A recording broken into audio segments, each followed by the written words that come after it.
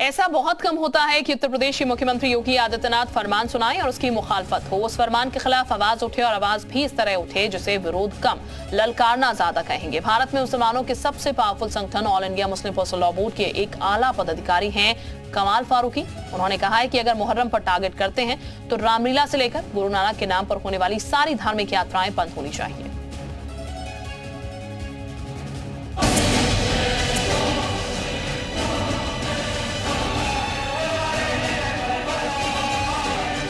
पर्व और त्योहार मनाना है तो इन नियमों के अंतर्गत मनाओ और नहीं तो अपने घर में बैठ जाओ।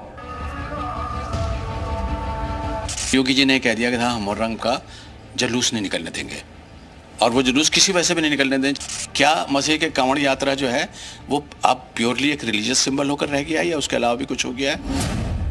मुहर्रम पर योगी के फरमान को लेकर क्या मुसलमानों ने कांवड़ यात्रा पर पाबंदी की शर्त रख दी है? हम तो एक बात ये कहते हैं, सारे रिलीजियस जितनी भी प्रोफेशंस हैं वो मत करो, सारे रिलीजियस प्रोफेशंस खत्म कर दो।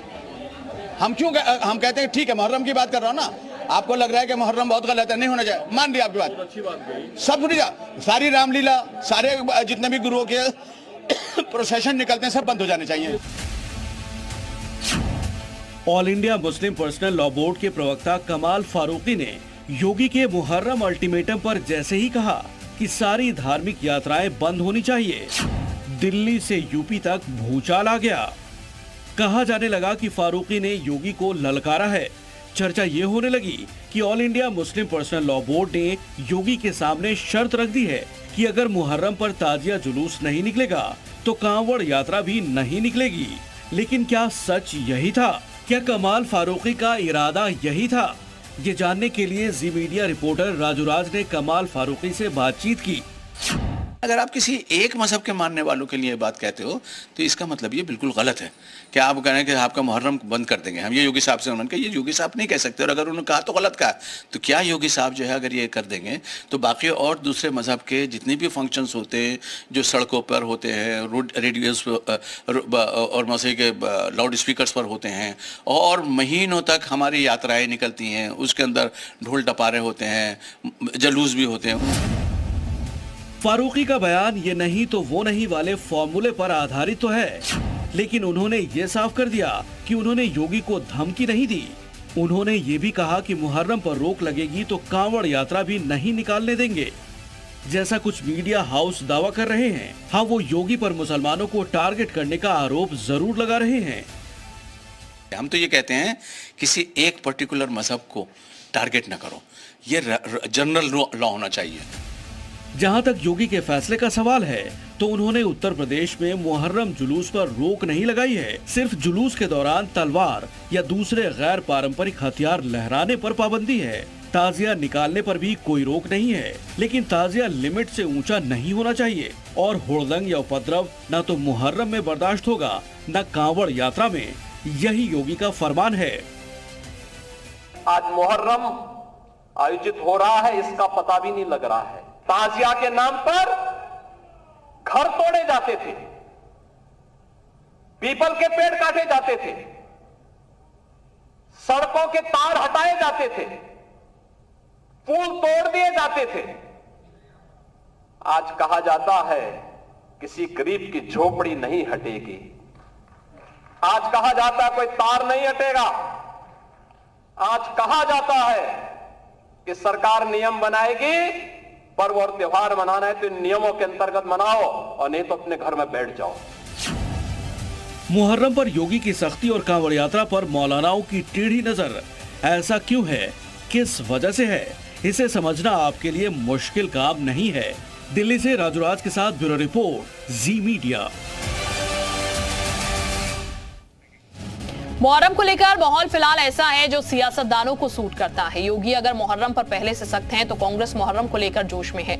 यूपी में कांग्रेस के प्रदेश अध्यक्ष अजय राय खुद मुहर्रम के जुलूस में शामिल हुए और मुसलमानों का जुलूस कांग्रेस के जुलूस में बदल गया।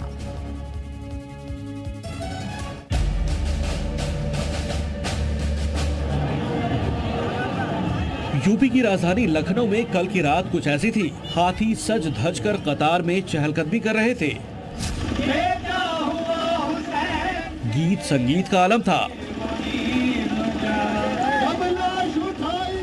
मुहर्रम का मेहंदी वाला जुलूस निकला था, सैकड़ों की भीड़ थी और उस भीड़ में आगे आगे चल रहे थे यूपी कांग्रेस के सबसे बड़े नेता अजय राय। अजय राय यूपी में कांग्रेस के प्रदेश अध्यक्ष हैं, इसलिए पद और जिम्मेदारी के हिसाब से वो इस वक्त उत्तर प्रदेश में कांग्रेस के सबसे बड़े नेता हैं। मुहर्रम के 7वें दिन मेहंदी का जुलूस निकालने का रिवाज है। कल 7वां दिन था और इसलिए रात के वक्त इस जुलूस को निकाला गया। उत्तर प्रदेश में लोकसभा चुनाव के नतीजे जिस तरह कांग्रेस और समाजवादी पार्टी के पक्ष में रहे, उसमें मुस्लिम वोट बैंक की अहम भूमिका रही है। यही वजह है कि देश की सबसे पुरानी पार्टी मुस्लिमों के करीब आने का हर मौका भुना रही है। वाराणसी में प्रधानमंत्री नरेंद्र मोदी को कड़ी टक्कर देने वाले अजय राय का मुहर्रम के जुलूस में शामिल होना भी शायद मुहर्रम का मौका भुनाने जैसा ही है। अजय राय मुहर्रम मना भी रहे हैं और योगी की सख्ती के खिलाफ बोल भी रहे हैं। मुख्यमंत्री का दिवालियापन है, इस तरह की भाषा का इस्तेमाल नहीं करना चाहिए। हर धर्म हर जात का सम्मान करना चाहिए। बहुत हो गया हिंदू मुसलमान, अभी लोकसभा का चुनाव बीता है, अभी जनता ने सिखाया कि महंगाई बेरोजगारी पर बात करो। पिछले कुछ वक्त से योगी सरकार पर जानबूझकर मुस्लिम मोहल्लों में बुलडोजर चलाने के आरोप लगाए जा रहे हैं। अकबर नगर में बुलडोजर एक्शन के बाद से विपक्ष मुस्लिम समुदाय के बीच यही मैसेज फैला रहा है। मुहर्रम मना रही कांग्रेस मुसलमानों को भरोसा दे रही है कि बुलडोजर एक्शन के खिलाफ वो पूरी कौम के साथ खड़ी है।